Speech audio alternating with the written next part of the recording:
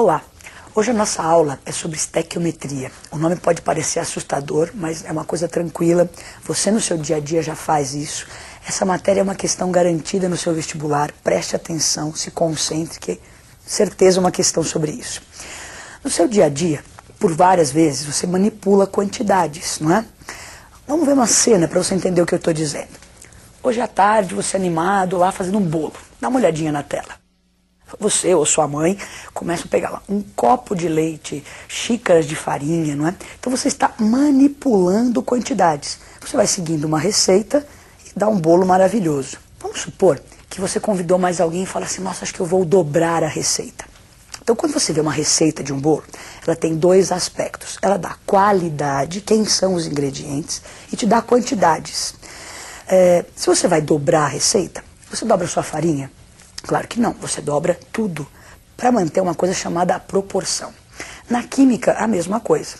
Um químico é como sua mãe ou você fazendo um bolo. Nós vamos ao laboratório e vamos manipular a matéria. Vamos manipular quantidades, não é? Então essas quantidades têm uma proporção que deve ser seguida. Assim como a sua mãe olha a receita, nós na química precisamos de uma receita. Aonde na química encontra-se essa receita? Na equação química. Dá uma olhadinha na equação como exemplo. Então você olha para uma equação, você vê nitrogênio reagindo com hidrogênio, produzindo amônia. Por enquanto a equação não está balanceada, então eu tenho aí os aspectos qualitativos. Eu sei quem são os reagentes, eu sei quem são os produtos. Então no nosso dia a dia da química, eu vou precisar, muitas vezes durante essas reações, calcular quantidades, assim como sua mãe para o bolo. Então os químicos precisam calcular quantidades. O que é isso, calcular quantidades? É justamente esse nome horrível que você viu aí, estequiometria, cálculo estequiométrico. Então o que é esse cálculo? Dá uma olhadinha na tela. Então a estequiometria nada mais é do que você determinar quantidade ou do reagente que é consumido ou do produto que é formado durante a reação. É uma coisa que assim não tem como um químico se livrar. Por quê? Nós vamos trabalhar com a matéria, vamos manipular a matéria, reagir, interagir essa matéria. Qualquer cálculo que envolva quantidades dessas substâncias vai ser chamado de cálculo estequiométrico. Então, vamos supor que a sua mãe tem lá a receita de bolo. Ela tem a quantidade de leite e de farinha. Quando ela vai dobrar, ela faz isso rapidamente, essa conta rapidamente, não é? Então ela tem a certeza, ela vai dobrar, ela tem uma pequena dúvida e compara com essa certeza, com esse referencial. Para nós na química, então, nós dissemos que esse referencial vem da equação. Só que para eu ter quantidades, eu preciso ter equação perfeitamente balanceada, como ela está agora na tela. Então eu tenho lá, o nitrogênio reage com hidrogênio e produz amônia. Com o balanceamento, aparecem esses números que são os coeficientes, não é? Esses coeficientes me dão uma noção da quantidade que eu vou precisar de cada uma dessas substâncias. Se você olhar a próxima tela, você vai ver que esses coeficientes nos dão a proporção em mols. Então, esse coeficiente 1, ele me dá a proporção. 1 mol de nitrogênio irá reagir com 3 mols de hidrogênio e irá produzir 2 mols de amônia. Então você vê, nós já aprendemos na outra aula, na aula anterior, que 1 mol, ele equivale a uma certa quantidade. E quando eu tenho mol, dá para relacionar com outras quantidades. Vamos lembrar um pouquinho da aula anterior, então. Olha na tela. Quando você faz o balanceamento e você tem a certeza em mols, é bom que você se lembre que aquele mol é uma quantidade, mas que eu também posso relacionar com um certo número de moléculas, com a massa molar, e que se for um gás com um certo volume, que é o 22,4 litros.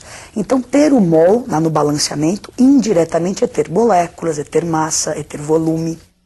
Vamos relembrar o que a gente já contou agora. Cálculo estequiométrico é esse cálculo de quantidades. Assim como a sua mãe calcula quantidades quando vai dobrar a receita, os químicos também vão calcular quantidades. Então nós precisamos de uma receita que tenha qualidade e quantidade. Para nós na química, essa receita é a própria equação balanceada. Então sempre que você ler um exercício e ele questionar quantidades das substâncias, você vai precisar ter a equação da reação dessas substâncias perfeitamente balanceada e organizar a sua dúvida usando essa própria equação. Então a nossa certeza, a nossa receita na química está na equação. Vamos fazer um exemplo agora? Então vamos fazer alguns exercícios, na verdade, para treinar esse cálculo estequiométrico, que é uma coisa importante. Não se esqueça. Então vamos pegar o primeiro exercício. Quantos mols de N2 necessários para produzir 5 mols de NH3. Então, olha só, eu estou questionando quantidades, mols de N2 e mols de NH3. Para resolver, então eu preciso primeiro da equação. Então está ali a equação perfeitamente balanceada. E se lembre, vamos pegar a dúvida primeiro. Então o exercício perguntava, quantos mols de N2? Você vai montar o problema embaixo da equação. Você usa a equação para resolver o problema. Então N2, coloquei lá embaixo X mols. Quantos de N2 para produzir os 5 de NH3? Então embaixo do NH3 estão lá os 5 mols. Agora, essa é a minha dúvida. Eu preciso compará-la com a certeza. Aonde nós químicos vamos buscar essa certeza? No balanceamento da equação. Então agora aparece a certeza sempre dada em mols. Então, ali 1 de N2, 1 mol de N2 produz 2 mols de amônia. Então eu tenho a certeza, a dúvida, multiplicamos em cruz e temos lá 2,5 mols de N2. Isso foi um pequeno exemplo, leve. Agora nós vamos fazer outros exemplos. Esse primeiro nós relacionamos mols. Vamos misturar agora massa, volume. Então vamos fazer outros exemplos. Mais um exercício para você. Então, quantos gramas de amônia serão produzidas a partir de 12 gramas de H2? Ele tem como dado já nesse exercício as massas molares do hidrogênio e da amônia. Então, olha lá, gramas de amônia deu grama de H2. Então, agora vamos tratar de massa. Vamos para a resolução. Então, a mesma equação, nós estamos trabalhando com a mesma ainda. Então, agora a nossa dúvida era quantos gramas de amônia, então embaixo de amônia X gramas, serão produzidas quando eu consumir 12 gramas de hidrogênio. Então estão lá as 12 gramas do hidrogênio embaixo do hidrogênio. Você vê que eu não dou nenhuma quantidade, não perguntei nada do N2, ele não participa do cálculo. Então agora está minha dúvida em gramas.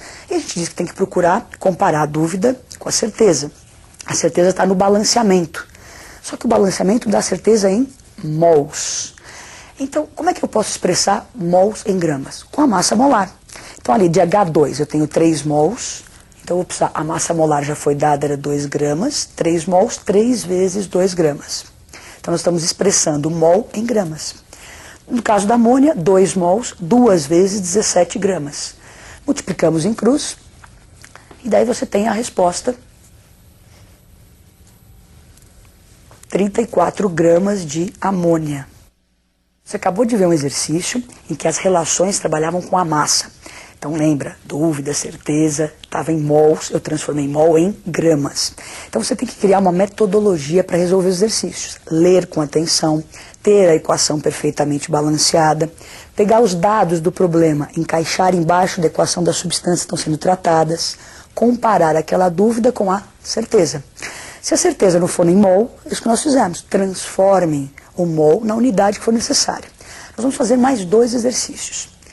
Então, vamos ao exercício. Leia a tela comigo. Uma das maneiras de impedir que o SO2, você lembra, óxido de enxofre, que ele seja liberado para a atmosfera, é tratá-lo previamente com óxido de magnésio em presença de ar, como equacionado a seguir. Então, no exercício ele dá já pronto para a gente aí as massas molares do óxido de magnésio, que é o MgO, e do dióxido de enxofre, que é o SO2. Então, tem as massas molares dadas. Vamos para a equação.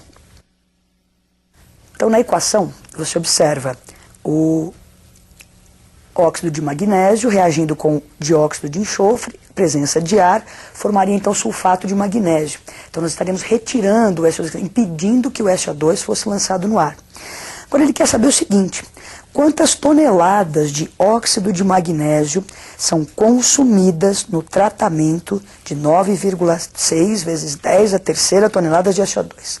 Então, resumindo, ele dá toneladas de SO2 que serão lançadas possivelmente numa indústria e quer saber quantas toneladas de óxido de magnésio ele vai precisar para reagir com o SO2.